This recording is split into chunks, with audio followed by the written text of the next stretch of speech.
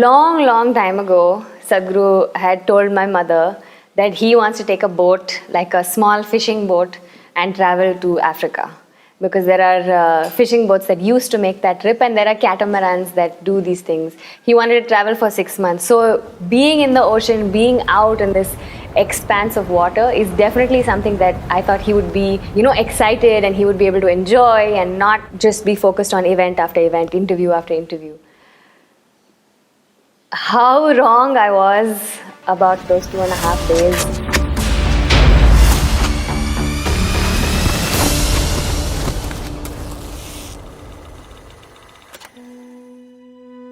So when we got to Riyadh, it was so unreal for us because it was just desert everywhere, and I personally have never seen something like that.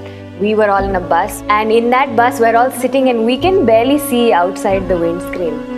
And we're looking out and thinking, oh, everything looks a little hazy. It almost looks like mist, like an early morning fog kind of feeling. Only when you step out of the bus do you realize that it's not fog, it's dust, it's sand, it's like fine particles of sand. We see this sandstorm happening around us, and we don't know how Sadhguru is going to ride the bike through this.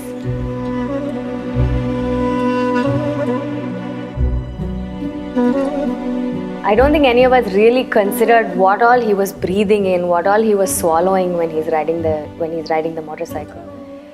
And I think really I only realized that when we got on the boat. So we took a boat from Oman to Jamnagar, and that was what I thought at least would be like a 3-day break for him, or a 2.5-day break for him. So we get on the boat and we're there for some time. We meet the whole crew, the captain, everybody. That first day we were all okay, and then the second day in the morning when we saw him, he was not looking so well, and I asked him, have you slept and all of that. He said, I'm fine, and then he started coughing.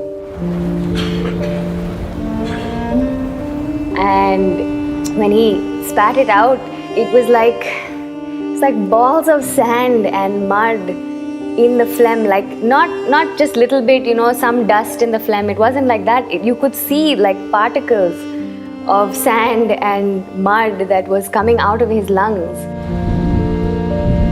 I never even knew that much sand can go into somebody's lungs and that it can come out like this.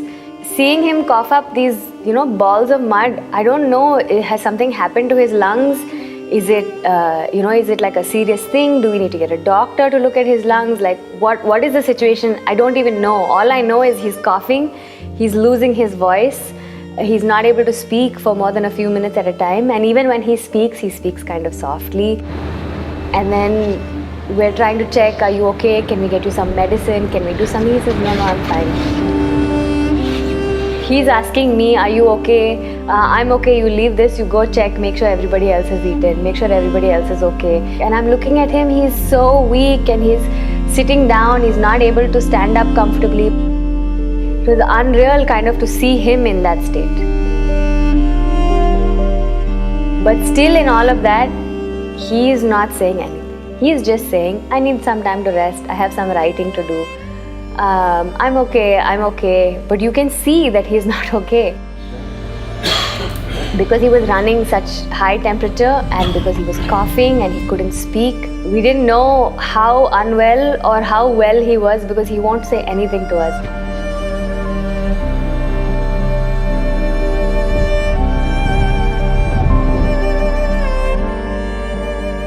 I realized that he had a very high temperature.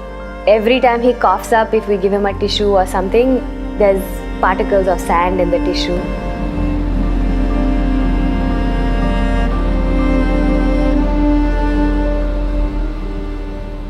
So on the second day, we went out on the deck, and in the boat, that corner, that tip, we had placed a small stool for him to sit, and the video team wanted to take some nice videos and things like that. So he went there and he sat, and he was sitting on a stool, and he was there for some time.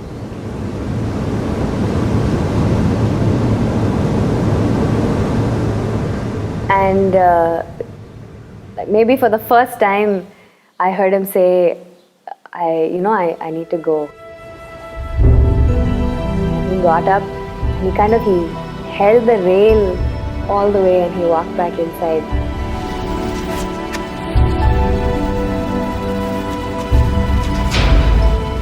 and he went to his room. It was a little unreal to see that he needed the support of something else just to walk, that 10 or 15 feet, just to walk that distance. He needed the support of the rail to, make it back into the room. I was so uncomfortable with just letting him sleep alone in the room that I went and slept on the couch in his room, because I didn't know in the middle of the night if he gets up and something happens, nobody will be there to do anything, and it's a ship and the ship is rolling from side to side. We were rolling 32 degrees almost back and forth.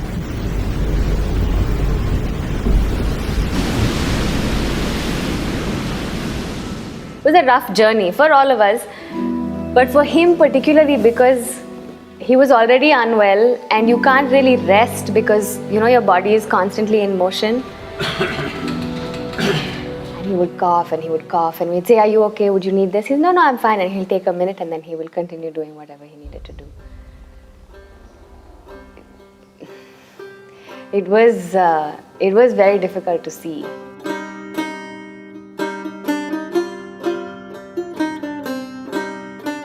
Sadhguru said, "Why don't you have the crew come together? We'll include them in the movement. We'll talk to them about Save Soil and everything." So we got the crew together in their meeting area, which was downstairs. And he sat and he started talking about Save Soil, and he just started to lose his voice.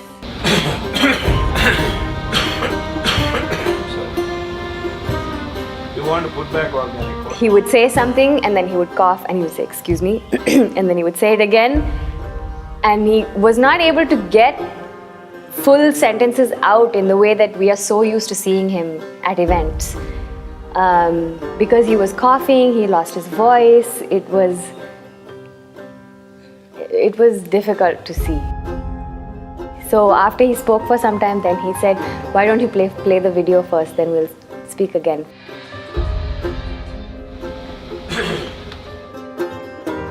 He kind of needed to take those few minutes of a break because he was not able to speak for a long time continuously. Somewhere when we were in the boat, I was really thinking, it doesn't matter if he wants to do 100 things. The rest of us need to make sure that he doesn't, because it's inhuman. It's not superhuman. It's inhuman, the kind of conditions that he was going through. We reached the port in Jamnagar and he just stepped off the boat and he just went into the crowd, spoke there, and when he coughs, he apologizes, "I'm sorry, I'm just a little..." And he speaks. Then I thought from there we're going straight to wherever we were supposed to stay. And there was a naval event after that. He spoke there. There also, when he's speaking, you can hear, his voice is not the way it sounds. Usually it's very rough and he's and then he'll speak again, or he'll cough and he'll say, "Excuse me, I'm very sorry." Almost apologetic that he's not well, without actually saying that he's not well. From there we went and they had a big welcome. It was a long event for another 1 hour, 1.5 hours. He's speaking continuously. You got to make this happen. It was incredible to see, but it was also a little painful to see because we had seen how he was the previous 2-3 days, and all we wanted was for him to rest for some time.